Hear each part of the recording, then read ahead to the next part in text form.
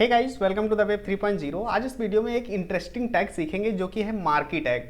अब guys marquee tag जो होता है वो किस लिए यूज करते हैं, कैसे यूज करते हैं और कहाँ पे यूज करते हैं, वो सारी चीज़ें जो है इस वीडियो में कवर करेंगे। तो यहाँ पे जल्दी से एक फाइल क्रिएट कर लेते हैं हम, ट्यूटोरियल 49.html। ओके, और इस फाइल में जो है HTML का बेसिक कोड लिख लेते हैं। यहाँ पे क्या करेंगे, लिखते हैं मार्की टैग, राइट। फाइल को सेव करके ब्राउज़र में चलते हैं और यहाँ पे ओपन कर लेते हैं अपनी फाइल।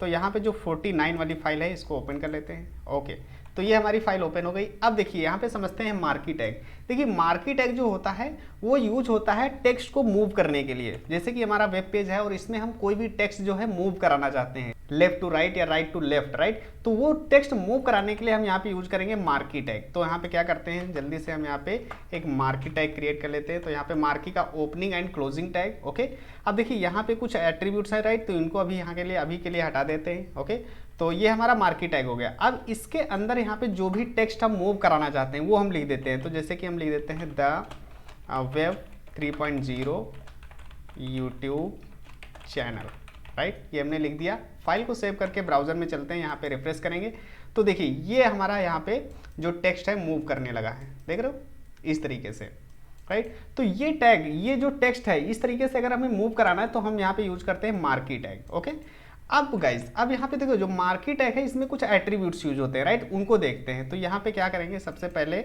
इस ओपनिंग टैग के अंदर, राइट, ओपनिंग टैग के अंदर यहाँ पे लिखेंगे हम सबसे पहले डायरेक्शन, राइट। तो यहाँ पे जो डायरेक्शन होती है उसको देखते हैं। तो डायरेक्शन एट्रीब्यूट के अंदर हम यहाँ पे डालते हैं लेफ्ट। देखिए लेफ्ट जब डालेंगे तो ये डिफॉल्ट वैल्यू होती है, जैसे कि यहाँ पे देख रहे हो ये डिफॉल्ट वैल्यू है लेफ्ट, तो ये लेफ्ट जा रहा है, राइट। अब यहाँ पे चेंज करते हैं राइट। तो राइट करेंगे ना, तो अब देखिए क्या होता है, अब ये राइट से मूव करेगा, देख रहे हो ये राइट से मूव कर रहा है। तो ये हो गया हमारी डायरेक्शन। ओके, इसके बाद यहाँ पे जो नेक्स्ट एट्रीब्यूट है वो हमारा बीजी कलर, राइट। तो यहाँ पे बीजी कलर ले लेते हैं इसको। ओके, तो बीजी कलर, और इसमें कोई भी कलर दे सकते हैं, जैसे हमने क्या किया, रेड दे दिया। ओके, और अभी रिफ्रेश करते हैं तो ये देखो यहाँ पे रेड कलर यहाँ पे लग चुका है, जो भी हमारा ये टेक्स्ट मूव कर रहा था उसके पाथ पर, राइट। तो इस तरीके से हम यहाँ पे बीजी कलर सेट कर सकते हैं। उसके बाद यहाँ पे जो नेक्स्ट हमारा एट्रीब्यूट है वो है स्क्रॉल अमाउंट, राइट। तो यहाँ पे लिखते हैं scroll amount. Okay, scroll amount, और इसमें हम देखिए डिफॉल्ट वैल्यू उसकी 6 पिक्सल होती है, राइट। इसके ऊपर जब भी हम 6 पिक्सल से अगर ज़्यादा डालते हैं तो इसकी स्पीड जो है वो चेंज हो जाती है, राइट। तो हम क्या करते हैं यहाँ पे 20 डाल देते हैं, राइट। 20 स्क्रॉल अमाउंट दे दिया हमने।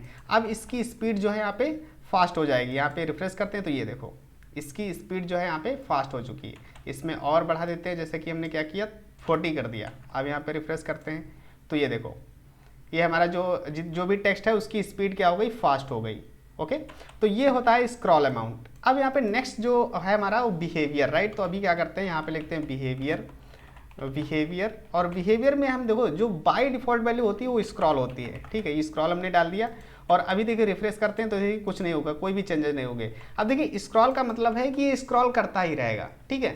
इसका बिहेवियर चेंज करने के लिए हम यहाँ पे करते हैं अल्टरनेट डाल दिया हमने। अब देखिए अल्टरनेट क्या करता है कि ये अब ये यहाँ जैसे यहाँ से स्टार्ट हुआ यहाँ पे जाएगा और फिर रिवर्स बैक हो जाएगा, राइट। अभी यहाँ पे रिफ्रेश करते हैं तो ये देखो, देख रहे हो ये रिवर्स बैक हो गया। अब इधर से फिर रिवर्स बैक हो जाएगा, राइट। तो इस तरीके से ये अल्टरनेट चलता रहेगा, राइट। तो अगर ये आप बिहेवियर इसका रखना चाहते हो तो ये अल्टरनेट यहाँ पे डाल सकते हो, और अगर स्क्रॉल रखना चाहते हो तो ये स्क्रॉल डाल सकते हो, जो कि ये इनफाइनाइट टाइम या कंटिन्यूअस चलता ही रहेगा। रिफ्रेश करते हैं तो ये देखो, देख रहे हो। तो इस तरीके से ये काम करता है बिहेवियर। ओके, अब इसके बाद जो नेक्स्ट एट्रीब्यूट है वो है हमारा एच स्पेस।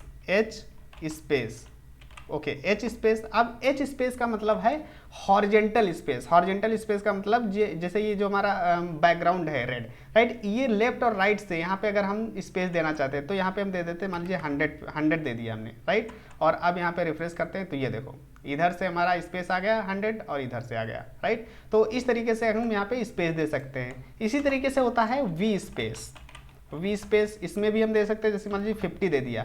अभी वी मतलब वर्टिकल स्पेस, राइट। तो अभी यहाँ पे रिफ्रेश करते हैं तो ये देखो टॉप बॉटम से यहाँ पे स्पेस ऐड हो गया, राइट। तो इस तरीके से यहाँ पे ये दोनों हम एट्रीब्यूट्स यूज कर सकते हैं।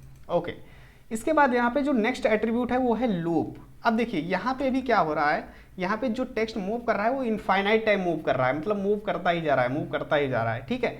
अब यहाँ पे हम अगर रिस्ट्रिक्शन लगाना चाहते हैं कि नहीं इनफाइनाइट टाइम मूव नहीं करना चाहिए, कुछ कुछ लूप्स यहाँ पे चलने चाहिए, राइट, तो हम यहाँ पे यूज कर सकते हैं लूप एट्रीब्यूट, राइट। तो यहाँ पे हम लूप लिख देते हैं। अब यहाँ पे कितने लूप चलने चाहिए वो डाल देते हैं, तो मान लीजिए 2 हमने डाल दिया, राइट। और अब यहाँ पे रिफ्रेश करते हैं तो देखो ये फर्स्ट लूप हो गया और ये सेकेंड लूप हो गया, इसके बाद बंद हो जाएगा, देख रहे हो, यहाँ पे अब नहीं आएगा क्योंकि मैंने यहाँ पे 2 ही स्पेसिफाई किया है, राइट। यहाँ पे 3 अगर कर देते हैं तो 3 टाइम्स चलेगा, 1 और ये हो गया सेकेंड, और इसके बाद एक बार और चलेगा, यहाँ पे थर्ड हो जाएगा, अब ये अब बंद हो जाएगा, राइट, अब बंद हो गया, राइट। तो अगर यहाँ पे लूप यहाँ पे स्पेसिफाई करना चाहते हो तो यहाँ पे हम डाल सकते हैं लूप एट्रीब्यूट, ओके। और अगर कुछ नहीं डालते हैं इसमें, ठीक है, तो ये इनफाइनाइट बाय डिफॉल्ट इनफाइनाइट होता है, ठीक है, तो ये इनफाइनाइट चलता ही रहेगा इस तरीके से, ओके।